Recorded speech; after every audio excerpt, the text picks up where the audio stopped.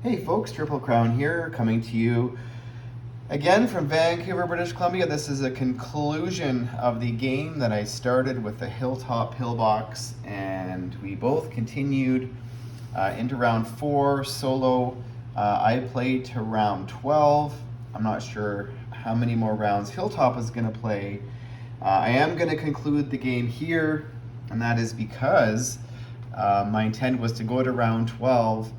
And in doing so, in the round 12, there were a lot of attacks that were, call them suicide attacks or whatever you call them, but basically, had you known the game was going to be played for round 15, for example, you might not have been so bold. There was a lot of Hail Marys, a lot of crazy stuff that did happen, and sometimes that is a lesson that maybe you shouldn't hold back. Maybe you should attack earlier than you think you should, like what happened in Calcutta. But first, I guess, if I was to analyze the game, and probably the most important thing is, did I have fun? Despite other things that were happening in my life, I had a ton of fun.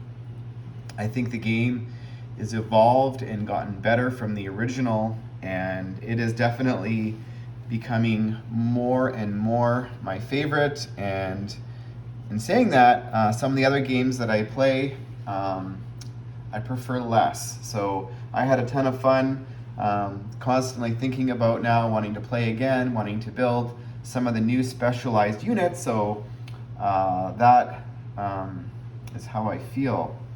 Now, also, in Hilltop and I, we started playing this game now. It made me realize, or at least conclude, this is a very difficult game to play via WhatsApp or YouTube, or even solo, just with one player, or via another means. And that is because the game is very complex. It is very difficult to get the rules right. Sometimes, even though I'm the one that created it, but the interpretation of what is written and how others perceive it can sometimes, it's still something that we want to work on and get 100% as close to being in what the intent was and how others perceive it. And tactically, when you're playing such a big game like this, it is very, very easy to make a mistake. Much more easier than any other game I've ever played, whether that's BBR or the original G40. It is very easy when you're not 100% focused and clear to take the time when you're playing Italy, for example, not to make a major tactical error or even an error when it comes to respect of the rules.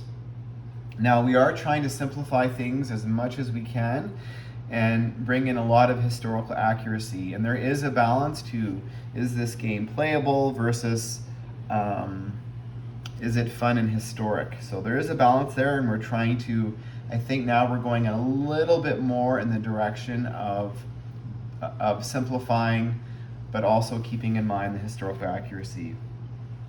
Now, in this game, the objective for me, now, I wanted to know if this C-zone here, meaning the C-zone from New England, the United States, being able to go 1, 2, 3, and land in either Normandy or Bordeaux was a huge advantage for the Allies, meaning that the Germans just can't defend it. And even with the allied economies of the United States making 100 IPP, Canada probably in the 10 range, and if the UK is probably going to get in on the fight, that is a problem for Germany and Italy. However, we did create a new NO, we're calling it sort of an Atlantic Wall theme, and that is the 7 territories on the Western European coast of Oslo, Denmark, Western Germany, Holland, Reims, Normandy, and Bordeaux. If the Axis have a minimum 1 ground unit in any of those spaces, they will get a 5 NO bonus, and also their choice to choose a free Czech Hedgehog or a coastal gun or coastal artillery So I'm satisfied with that. Something else that I think has given it balance was these trains. Now, what do the trains do? Well, let's just back up for a second here. So imagine Germany has 6 infantry in Western Germany. These trains are able to go 4 spaces and grab 3 infantry each. So they can grab 6 infantry, drive to Paris, drop them off, and drive back to Western Germany. And if you're building 3 units in Paris, now you've got 9 there on this. So that is, I think, brought in a little bit more balance to the fight in Western Europe, and that's not including if whatever Italy does or however many aircraft Germany wants to fly to Paris, or however many fast movers they want to build in Western Germany that can simply drive across. So I'm very happy with that. Originally, going back a few months ago, Germany started the game with 1, and now I think it's, makes sense they have 2. So as current stands, I don't know if this season, we're going to be doing lots more play testing, but we are going to be leaving the C zones the way they are. In terms of the map, that was our goal, to keep the map the original. So we feel this brings maybe a little bit more balance into that battle. In Calcutta, I heard this question from Bill Calloway, and also from Hilltop, was the concern that if you do not do the Calcutta crush in 3 or 4 turns, it becomes this unbearable wall that Japan cannot get through. Currently in Siam, if they have a miner, they can be making 3 ground units or 3 units per turn plus their freebie infantry. And in Calcutta, they can producing 3 at their miner factory, 3 units, with the additional 1 from the UK and 3 infantry at their military bases, which is 7.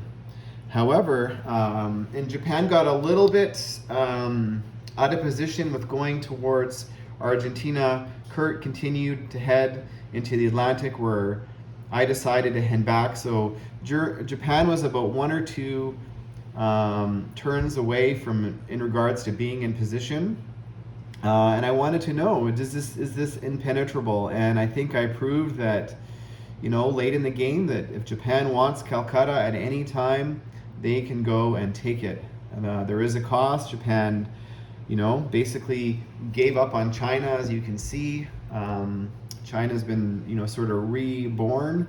But, Japan did lose some aircraft, and their Navy is sort of out of position. But if they want it late in the game, they can go and get it. So I am happy how that turned out. And now in Hilltop's game, this is the other concern. He had a major factory in Romania and another minor in Hungary. So in that scenario there, on the Eastern Front, Germany is able to get 17 ground units per turn. That's assuming Romania is building their additional 2 freebies there. Bulgaria is getting a guy, and Hungary is getting their freebie. And the major is producing, actually that's 18 units. Yeah, that's 18 units per turn, which that is a lot. And if you add another miner in Hungary, well, now that's 20 units. And if you add another miner in Bulgaria, that is 23 units that are going to be on the front door of Russia, which I believe is a problem. In a scenario which Hilltop demonstrated, that the Germans and the Italians just say, forget Paris, forget it, we don't care. We're just going to be focused on 100% kill and capture Moscow. I think he survived with about 21 armor, which is fairly significant. So that is going to be the focus of our next play test. Now currently we are toying with the idea of saying that in Romania, in the Axis miners, they can only produce minor industrial complexes. So how we're going to do that is still in discussion, but we're looking at bringing some balance there to basically protect, come up with a rule that's going to sort of limit the amount of forces that are built in these 3 Axis minor territories, because historically, even though units were produced there, just those 3 territories alone were not enough to basically capture Moscow. That units still did need to come from Berlin and Western Germany to meet that objective. So the Germans are still going to be able to utilize their trains, but they're just going to have to make some decisions. So that is what we're considering there. Now, something else that we're going to be working on is, or at least me clarifying in the rules, is the use of air transports. Now I think I would have had one ready to go. So currently there was a question in this game about air transports, how they're used, or what is their true intent. And basically, let's assume, let's go over here to Japan. Now let's assume that Japan wants to make a para attack. Well, let's call this this is the air transport. So Japan is going to get its paratrooper, and they are going to go, and let's just say they wanted to attack here. Well, you'd have to bring over additional units supporting that attack. So if you want to send in a paratrooper, you also have to bring in another ground unit, so another infantry into Vladivostok, and that would allow you then to use your paratrooper and attack and drop off the paratrooper. Well, what about non-combat? This is an attack. Now this is the only scenario the air transport can be used in an attack. Now what about a non-combat movement? Now, I did not have it written correctly in the rules, so or at least not the intent of what I intended, so I just want to clarify that, say the air transport is designated just as a cargo plane for non-combat movement, so any infantry class unit, including a paratrooper, basically the air transport, they have to originate from the same territory, which is for combat or non-combat, but the air transport has to physically land with the infantry class unit that it's got at cargo. Now, Hilltop and I think Bill think, their opinion is maybe the air transport is not that useful. So in doing so, we've lowered the cost to I think 6 IPP, and a lot of the nations start with them, so they're not having to buy it. It's a bonus. Now, is there still a bonus for Japan to basically reinforcing their, behind the lines with 1 infantry? I believe there still is, but that is something we are still play testing. Now, so hopefully that clarifies that. Now, in the original rules, one of the NOs for the UK and Canada, or actually it was just the UK, and it was Canada actually, was over here in the Atlantic Theater, to get a 5 NO bonus for UK and a 3 for Canada, they had to have no German subs in the Atlantic. Well, how do you define the Atlantic? It doesn't say Atlantic anywhere on the map. Does Atlantic mean, it just basically created a situation where nobody knows exactly where it is, and do you Google it and find out even that's not specific. So rather than try to define that, we've come up with something I think we like a little bit better.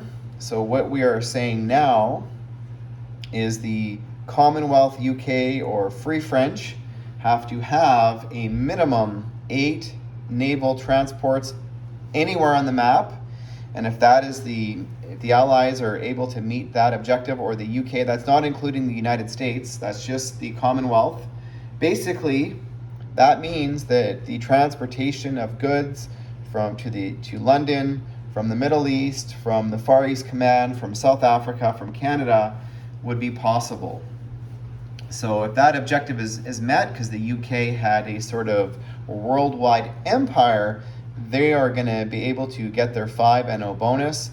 In Canada, we reduced it from 3 to 2, and we wanted to, include the FEC and the Australians in this. So the Australians had a 5 NO bonus for controlling 2 of Hong Kong, Singapore, or Calcutta. So we've reduced that NO to 3, and now included a 2 NO bonus for also having a combined 8 naval transports.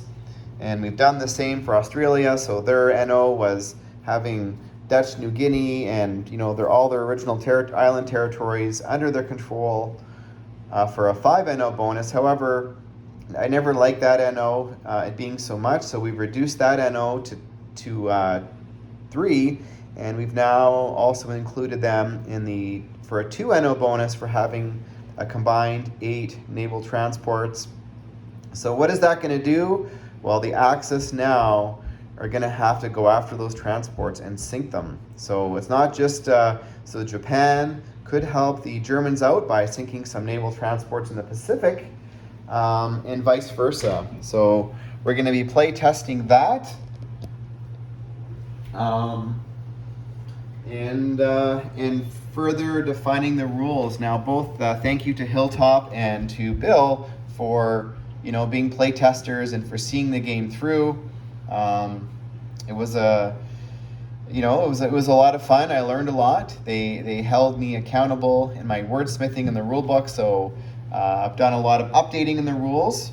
We are currently, if you are keen, we would like, we're actually seeking some more play testers. So if you are interested in play testing, please let me know, respond in this in the comment section, and I'll try and give you some more information. And I guess the last question is when is this game coming out? I've had a question is, when can I buy it? Well, we want to get the game right. We want to do some more play testing. We want to know about this Russian-German balance here on the Eastern Front. But ideally, folks, and I haven't even had this conversation with Doug, I would, at least for me, a personal goal would be to get this out for purchase before Christmas of 2023. So that is the goal, or that is something that we're going to be working towards, which means all of the play testing would have to be done probably by early fall and wrap things up from there. So thanks for watching, folks. I look forward to the conclusion of Hilltop's game and more Global War 1939 content coming up very soon.